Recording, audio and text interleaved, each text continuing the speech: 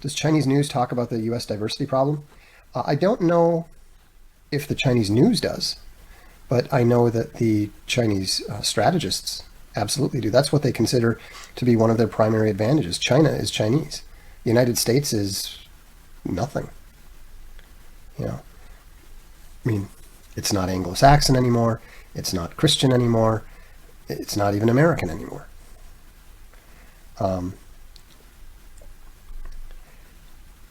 It says that Gravy Bear says the Chinese ownership here in Australia is insane. Our former PM even spoke Mandarin. Yeah, Australia will become entirely Chinese. There's no question about that. I mean, it's too close.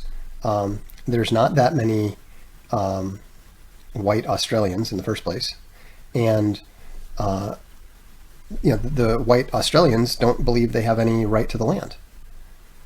The Chinese are not going to have similar angst over their right to be there. And this is why ideas do matter.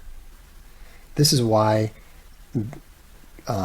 cultural confidence matters, and this is why morale matters.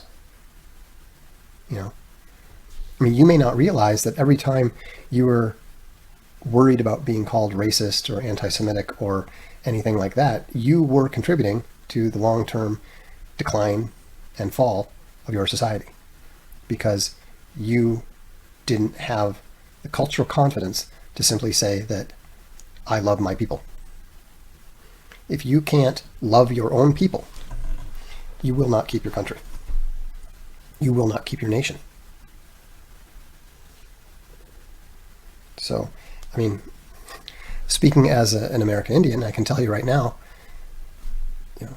diversity destroys.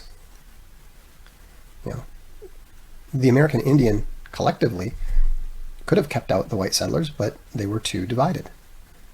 By the time they started trying to unite, it was way too late.